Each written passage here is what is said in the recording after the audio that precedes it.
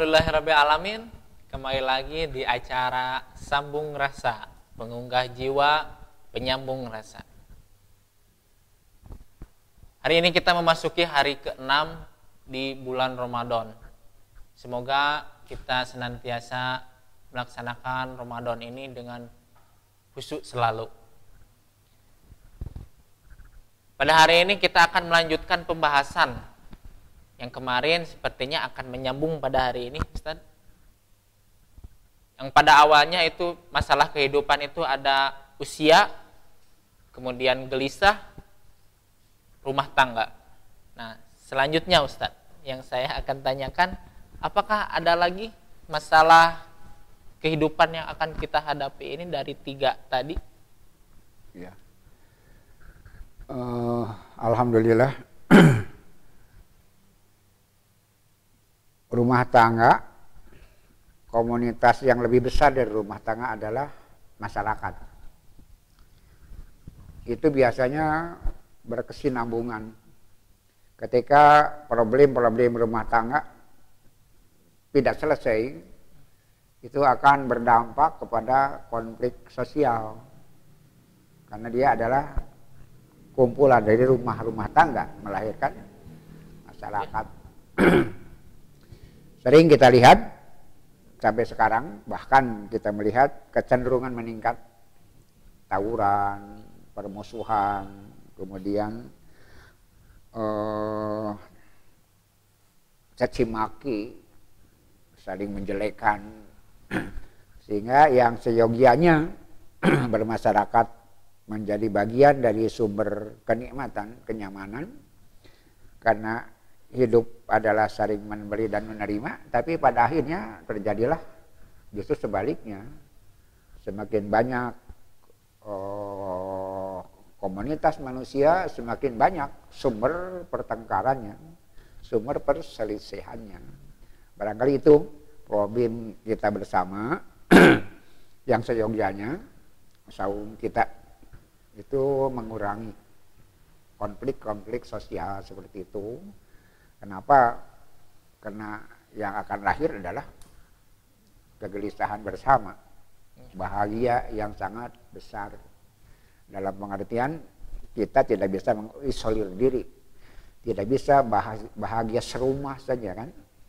Mendidik anak kan tidak bisa, cuma baik serumah saja. Jadi masyarakat sekeliling itu akan berpotensi menjadikan kita seperti apa.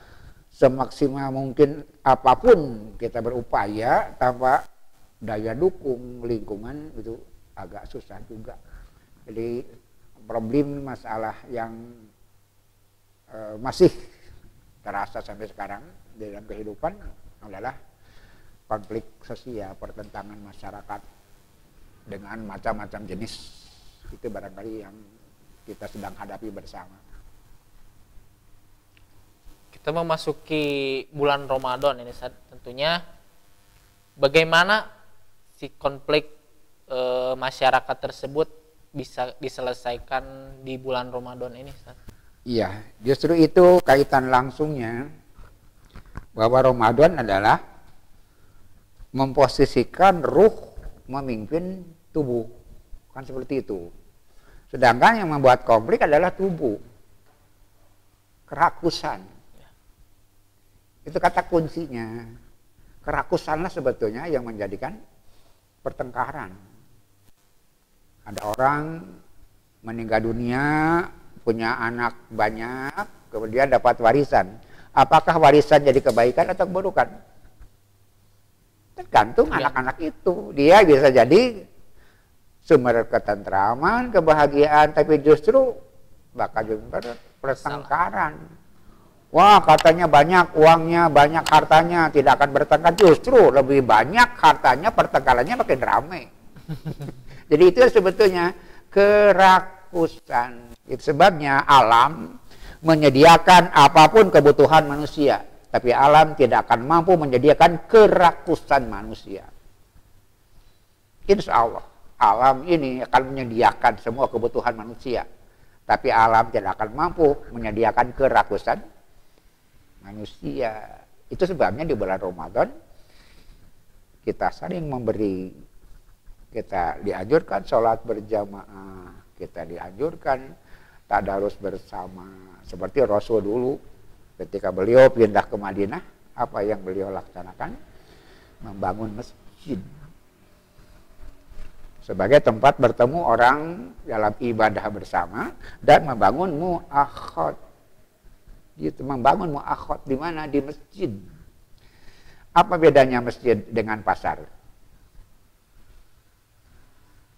Kalau kita dagang di pasar, ada orang dagang di samping kita, kita gembira atau kita kecewa?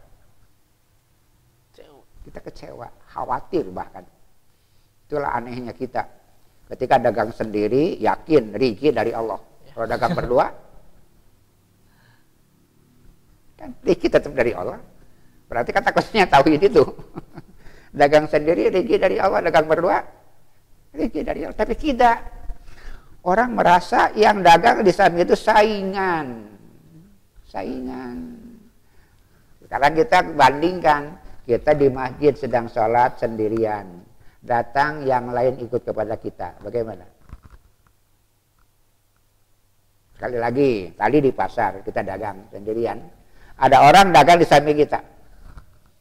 Kita kecewa. Bahkan kita khawatir. Tapi kita di masjid, sholat sendirian. Datang orang ikut sholat kita. Gembira. Kenapa? Sholat munfarid jadi sholat berjamaah. Itulah yang dididik oleh saum kepada kita. Hidup berjamaah.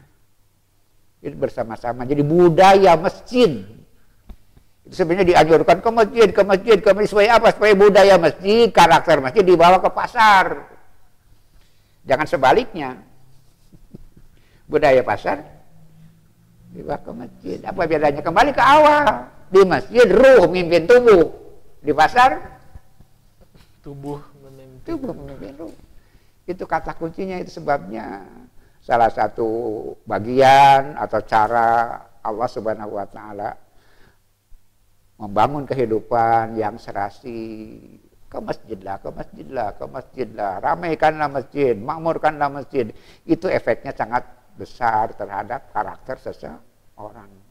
Ketika orang tidak biasa sholat, ya karakter hidup bersaing itu. Kenapa? Biasa di pasar. Tapi ketika orang senang berjamaah di masjid, bahkan ketika di pasar pun karakter itu yang akan muncul di dalam dirinya, bahwasanya orang lain adalah teman berjamaah kita, bukan saingan kita. Ada yang lebih. Kenapa orang bertengkar? Karena mengukur kenikmatan dari perut. Mestinya mengukur kenikmatan dari rohani. Bahagia rohani itu abadi. Bahagia perut, betapa lamanya kita makan enaknya. Bahkan kadang-kadang lebih lama mencarinya, batan enaknya. Itu kita harus mau makan. Biar jangan masak, ya.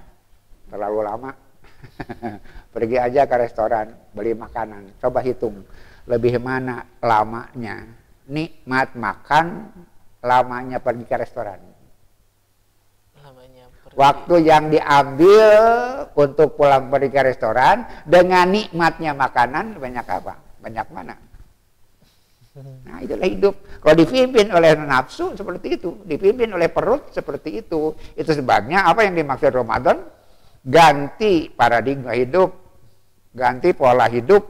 Hidup tidak dipimpin perut, tapi harus dipimpin oleh ruh. Walaupun perut tidak dinafikan. Apa buktinya? Ketika maghrib boleh makan, tapi makannya jangan dipimpin perut. Tetap aja makannya dipimpin oleh ruh. Jadi ruh memimpin tubuh itu selama 24 jam seperti itu. Ketika datang maghrib sekalipun kita tidak balas dendam. Kenapa? Kita tidak makan untuk dorongan perut, tapi makan untuk dorongan ruhani kita, bahwa kita bisa berbakti kepada Allah, bisa berkhidmat kepada semua manusia apabila kita punya tenaga. Jadi makan sekedar wasilah untuk kita bisa berbuat kebaikan. Orang bodoh hidup untuk makan. Orang pintar makan untuk hidup. Itu bedanya. Al-jahilu ya'isu liya'kula. Al-aqilu ya'kulu liya'isa. Orang bodoh makan untuk hidup untuk makan. Orang bodoh hidup untuk makan. Yang penting memakan aja. Apapun caranya, yang penting makan. Jadi orang bodoh hidup untuk makan. Orang pintar makan untuk hidup. Dan itu yang akan lebih menikmatkan hidup. Itu bisa dirasakan. Ketika kita makan, seberapa banyak kenikmatan. Ketika kita memberi, mana yang lebih banyak nikmatnya. Lebih lama nikmatnya. Itu kenikmatan karena memberi lebih besar daripada kenikmatan karena makan. Kenapa? Kenikmatan makan diukur oleh perut, kenikmatan memberi diukur oleh hati. Jadi kenikmatan hati lebih abadi daripada kenikmatan perut. Janganlah hidup dipimpin oleh perut. Kenapa? Masyarakat yang setiap orang hidupnya dipimpin oleh perut, maka kerakusanlah yang berkembang dan konflik sosiallah yang akan terjadi. Maka tidak ada upaya lain kecuali robalah pola hidup itu. Robahlah cara berpikir itu. Bahwa nikmat bukan hanya di perut, tapi lebih panjang kenikmatan adalah di dalam hati. Ibu-ibu terdengar maghrib, dia minum cuma seteguk air. Tapi melihat anak-anak cucunya berbuka bersama sampai makan banyak, dia nikmat. Itu kebanyakan orang salah menyangka bahwa nikmat itu kalau makan banyak.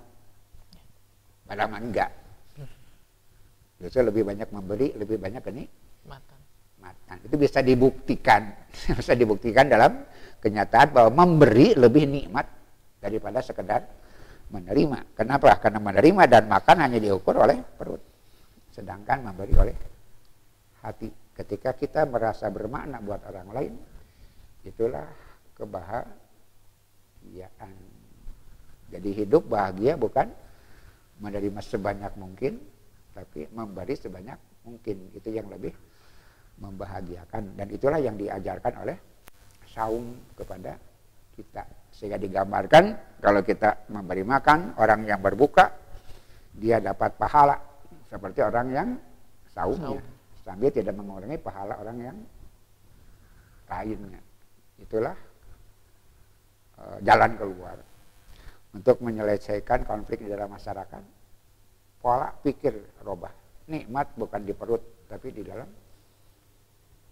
hati. Jalinlah kebersamaan, jalinlah kasih sayang. Maka itulah yang akan melahirkan kebahagiaan. Ketika setiap orang memikirkan perut masing-masing, itulah yang terjadi kekacauan. Sekali lagi saya sampaikan, alam atau Allah akan menyediakan sebanyak apapun kebutuhan manusia. Tapi alam pemberian Allah tidak akan mampu memberikan kerakusan manusia. Tidak bisa akan memuaskan kerakusan manusia, tapi akan mampu memberi kebutuhan manusia. Sebanyak apapun manusia pasti dapat rezeki dari Allah. Kerakusanlah yang merusak semua itu. Demikian yang dapat saya sampaikan. Terima kasih kepada Ustadz yang telah menyampaikan materi untuk hari ini. Maka ilmu yang bisa kita dapatkan dari penyampaian materi tadi, bahwa apabila prinsip yang dilatih dalam saum terwujud, maka masalah kemasyarakatan itu akan teratasi dan juga melahirkan baldatun thayyibatun warobun ghafur. Sekian untuk hari ini.